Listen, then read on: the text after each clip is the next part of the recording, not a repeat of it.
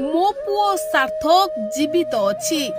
ମୋ ପୁଅ ସାର୍ଥକ ବଞ୍ଚିକି ଅଛି। ପୁଣି ମୋ କୁଳ ନନ୍ଦନ ମୋ କୋଳକୁ ଫେରିବ। ପୁଣି ମୋ ଘର ସଂସାର ହସି ଉଠିବ। ମୋ ପୁଅ ସାର୍ଥକ ମହାପାତ୍ର ମତେ ଛାଡ଼ି ରହିପାରିବ ନାହିଁ। ମୋ ପୁଅ ଫେରିବ। ମୋ ପୁଅ ସାର୍ଥକ ମହାପାତ୍ର ମୋ କୋଳକୁ ନିହାତି ଫେରିବ। ଦର୍ଶକ ବନ୍ଧୁ, ଆଜକୁ 22 ଦିନ ହୋଇଗଲା ନିଖୋଜ ସାର୍ଥକ ମହାପାତ୍ରଙ୍କ ପତା ମିଳୁନି। ଆଉ ଏତିକି ବେଳେ ସାର୍ଥକଙ୍କ ମା କାନ୍ଦି କାନ୍ଦି କହୁଛନ୍ତି, ମୋ ପୁଅ ଜୀବିତ ଅଛି, ମୋ ପୁଅ ବଞ୍ଚିକି ଅଛି। ଦର୍ଶକ ବନ୍ଧୁ, ଭଦ୍ରକର ସାର୍ଥକ ମହାପାତ୍ର ଜାହାଜ ଭିତରୁ ନିଖୋଜ ହୋଇଗଲେ।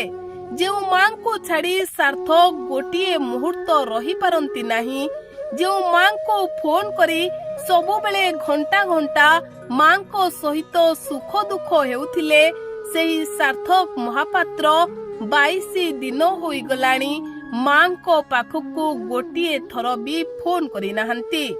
ମା ଅଧୈର୍ଯ୍ୟ ହେଉଛନ୍ତି। ମା ଧୈର୍ଯ୍ୟହରା ହୋଇ କାନ୍ଦୁଛନ୍ତି। ଆଉ ମା କାନ୍ଦି କାନ୍ଦି ଏବେ କହୁଛନ୍ତି, ମୋ ପୁଅ ସାର୍ଥକ ବଞ୍ଚିକି ଅଛି, ମୋ ପୁଅ ସାର୍ଥକ ଜୀବିତ ଅଛି। କାରଣ ଭଗବାନ କେବେ ହେଲେ ଏତେ ନିଷ୍ଠୁର ହେବେ ନାହିଁ। ଭଗବାନ କେବେ ହେଲେ ମୋ କୋଳ ଶୂନ୍ୟ କରିଦେବେ ନାହିଁ।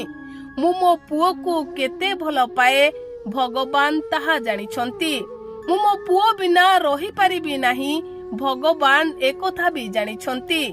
ମୋ ଭଲ ପାଇବା, ମୋ ପ୍ରାର୍ଥନା ମୋ ପୁଅକୁ ପୁଣି ଥରେ ମୋ କୋଳକୁ ଫେରାଇ ଆଣିବ, ଫେରି ଆସିବ ମୋ କୋଳ ନନ୍ଦନ ମୋ କୋଳକୁ।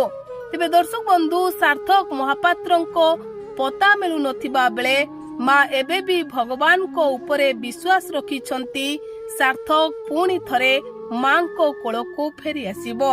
ଆଉ ସାରା ଓଡ଼ିଶାବାସୀ ମଧ୍ୟ ଭଗବାନଙ୍କୁ ଡାକୁଛନ୍ତି ସାର୍ଥକ ସୁରକ୍ଷିତ ଭାବରେ ଘରକୁ ଫେରି ଆସନ୍ତୁ।